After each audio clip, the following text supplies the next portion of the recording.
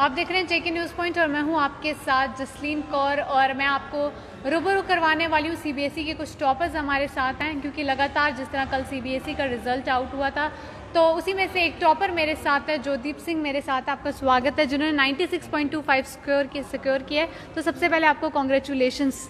Thank you. सबसे पहले जानना चाहूँगी जितने एक्सपेक्ट किए थे उतने आए या फिर उम्मीद से ज़्यादा आगे? नहीं, एक्सपेक्टेड तो थोड़ा सा ज़्यादा था, पर बेसिकली जो एक पेपर नहीं हुआ, जो कंप्यूटर साइंस का पेपर हमारा रह गया था, तो उसका एग्रीगेट वगैरह बना, तो उस वजह से शायद थोड़े से कम हो गए। ऐसे एक्सपेक्टेड थोड़े ज़्यादा थे। तो जिस तरह आपने सुनी लिया कि एक्सपेक्टेड ज़्यादा थे, वही बात करें कितनी मेहनत इसके पीछे रही, किस तरह का पढ़ाई का स्टडीज़ का शेड्यूल रहता था आपका? नहीं, पढ़ाई का शेड्यूल तो मतलब आजकल कोई डेफिनेट टाइम तो देना नहीं पड़ता हमें। Basically we need to know कि हमें एक प्रॉपर कंसेप्ट होना चाहिए कि कैसे क्वेश्चन पेपर में आएंगे, क्या क्या टॉपिक आएंगे, क्या क्या चूजन पॉइंट्स हैं, मतलब स्मार्ट वर्क जिसको कहते हैं। तो मतलब हो ऑन द होल की हमें स्मार्ट वर्क की ज़रूरत थी और वो करने से ही सब कुछ मिल जाता है। बिल्कुल, कहते हैं आजकल हार्ड वर्क के साथ स्मार्ट वर्क होना कितना इंपॉर्टेंट है वो हम सब जानते हैं। वहीं अगर आप बात करें तो आगे अब फ्यूचर में क्या कुछ एम है, क्या कुछ गोल्स है? मैं सबसे पहले तो आईएएस की तैयारी करनी है, आईएएस की ट्राई करनी है। उसके बाद एनडीए मेरा क्वालिफाई हो चुका है ऑलरेडी, तो एसएसबी के लिए मतलब अप्लाई ऑलरेडी हो चुका है, तो मतलब जाना है सिर्फ। और बाकी अगर और साइड पे एक चांस है इंजीनियरिंग कॉलेजेस का, तो बस। बहुत ही खूब। तो दूसरी तरफ मेरे साथ जोदीप की मम्मा भी मेरे साथ हैं। कहते हैं जितना एक स्टूडेंट नर्वस होता है उससे साथ उतनी मेहनत उनके पेरेंट्स की भी उसके पीछे रहती है। तो जब इसके एग्ज़ाम्स थे आपका किस तरह का वो रहता था? Thank you for calling us. तो नेक्स्ट आपने पूछा कि एग्ज़ाम थे, तो नेचुरली टेंशन तो हमारे लिए भी थी और काफ़ी टेंशन थी।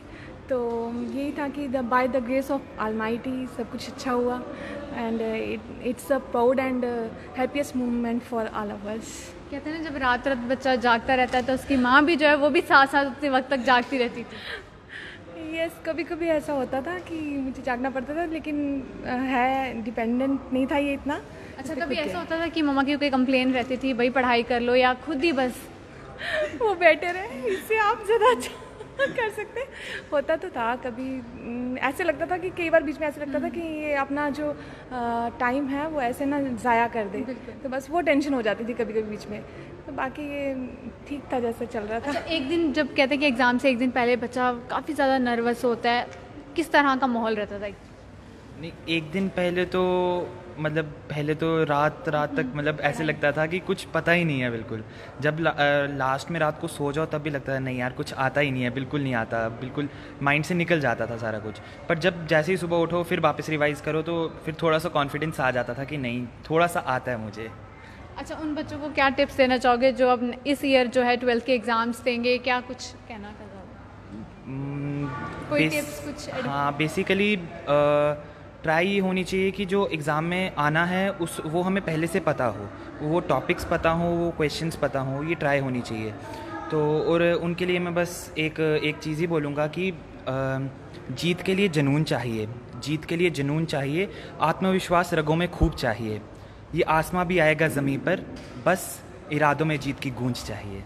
बहुत ही खूब, क्योंकि हर मेहनत के पीछे पूरी जिस तरह फैमिली का भी सपोर्ट रहता है और एक बच्चे की भी कितनी मेहनत रहती है एग्ज़ाम्स के लिए, वो हम सब जानते हैं। वहीं जोदीप जानना चाहूँगी पढ़ाई के साथ साथ और क्या क्या करना पसंद था?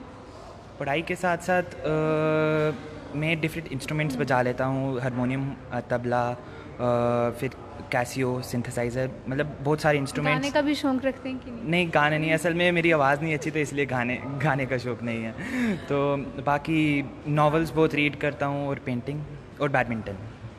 बिल्कुल, और जिस तरह आपने अपना एम भी बताया तो हम यही उम्मीद करेंगे इसी तरह आप आगे बढ़ते रहें। और जानना चाहूँगी कि जिस तरह से कहते हैं कुछ लोग बड़े पढ़ाकू होते हैं पर कहीं ना कहीं पढ़ाकू पढ़ते रहते हैं पर फिर भी रिजल्ट उतना अच्छा नहीं है, और कुछ लोग कम पढ़ते हैं और फिर भी अच्छा स्कोर कर लेते हैं। बिल्कुल, वो तो होता ही है, क्योंकि बेसिकली टाइम ज़्यादा देने से या फिर एक ही चीज़ बार बार रिपीट करने से कोई फ़ायदा नहीं है। हमें बेसिकली नॉलेज होनी चाहिए, हमें ये नहीं होना चाहिए कि मतलब जैसे क्रैमिंग जिसको बोलते हैं कि हमें क्रैमिंग नहीं करनी, हमें बेसिकली नॉलेज गेन करनी है। चाहे वो बोर्ड के एग्ज़ाम हो, चाहे कोई भी स्कूल के एग्ज़ाम्स हो, हमें सिर्फ नॉलेज गेन करनी चाहिए। हमें ये नहीं सोचना चाहिए कि मार्क्स कितने आएंगे, वो हमारी ट्राई होनी चाहिए। ऐसी बात नहीं है कि ट्राई होनी चाहिए कि हमारे अच्छे मार्क्स आएँ, पर बेसिकली हमें होना चाहिए कि हमारी नॉलेज अच्छी हो। एग्जैक्टली और स्कूल का कितना बड़ा रोल रहा, जिस तरह जोधामल पब्लिक स्कूल से हो तो स्कूल का कितना सपोर्ट रहा, क्या कहना चाहोगे? हमारे स्कूल में तो टीचर्स बहुत सपोर्टिव हैं, बहुत कॉपरेट छोड़ ही दो, मतलब बहुत अच्छे टीचर्स हैं। और जब भी कोई डाउट होता था तो मतलब सारे आ जाते थे, हम किसी एक से पूछ लें और हमारा डाउट क्लियर हो जाता था डायरेक्टली। हमारे ट्रस्टी सर, हमारे प्रिंसिपल सर, हमारे टीचर्स, हमारे वाइस प्रिंसिपल मैम सारे बहुत कॉपरेट करते थे हमारे साथ। और बेसिकली सबको एक कहीं ना कहीं टेंशन रहती थी कि कहीं क्योंकि हमारा बैच काफ़ी अच्छा था स्कूल में, तो सारों को कहीं ना कहीं टेंशन थी कि अच्छा रिजल्ट आएगा। तो बहुत ही खूब। तो लगातार उनकी मम्मा भी हमारे साथ है ज्योतिदीप की, तो जानना चाहूँगी क्योंकि जिस तरह से पेरेंट्स का भी इतना सपोर्टिव रहता है, क्योंकि लगातार जिस तरह से एग्ज़ाम्स हो तो पेरेंट्स भी बिल्कुल उसी तरह से वो करते हैं। वही जानना चाहूँगी क्योंकि लगातार ये भी देखा जाता है कि कुछ लोग पेरेंट्स का कुछ दबाव भी होता है कुछ बच्चों पे, जिस तरह से कुछ बच्चे अच्छा सिक्योर नहीं भी कर पाते, पर फिर भी कहीं ना कहीं एक्सपेक्टेशंस होती हैं पेरेंट्स की। तो जब रिज़ल्ट आउट हुआ आपका क्या रिएक्शन था? फर्स्ट सबसे पहले तो मेरी आंखों में आंसू ही आ गए। I started weeping, crying, and उसके बाद फिर थोड़ा थोड़ा नॉर्मल हुई, तो फिर मैंने इसको हग किया, प्यार शेयर किया। लेकिन ये है कि बहुत खुश हैं हम, ऐसी कोई बात नहीं है, कोई इसको फोर्स भी नहीं किया। उसने कहा कि उसने जितना एक्सपेक्ट किए थे शायद उससे और ज़्यादा होने चाहिए थे, वहीं आपका मैं जानना चाहूँगी। नहीं, हम हमेशा इसको यही कहते थे कि हम आपकी हार्ड वर्क से सेटिस्फाइड हैं, कोई प्रॉब्लम नहीं। जब हार्ड वर्क कर रहा है बच्चा, फिर हमें मार्क्स नहीं देखने, फिर हमें उसका हार्ड वर्क ही देखना है। तो हम इसका मेहनत देख रहे थे, हम उसी से खुश थे कि है मेहनत इसकी।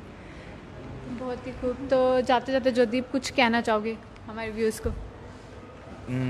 बेसिकली आजकल क्या है कि सारे एक पर्टिकुलर स्ट्रीम के पीछे पड़ जाते हैं। तो बेसिकली आज क्या होना चाहिए, आजकल क्या मतलब होना चाहिए कि एक चीज़ के पीछे ना पड़ो, कहीं सारे ऑप्शंस हैं, कहीं सारे तरीके हैं उसको गेन करने के।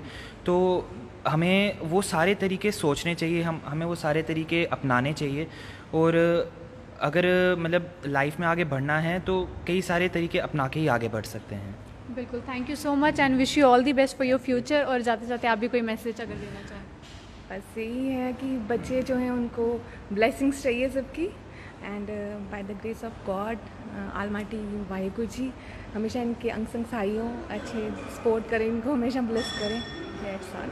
Thank you so much ma'am. तो हमारे साथ सीबीएसई के one of the science stream के टॉपर्स ज्योतिदीप सिंह हमारे साथ थे। और लगातार हमारी कोशिश रहती है कि जेके न्यूज़ पॉइंट आप उन पर्सनालिटीज़ के साथ आप लोगों की मुलाकात करवाई जाए। तो इसी कोशिश के साथ अभी के लिए दीजिए इजाज़त। नमस्कार।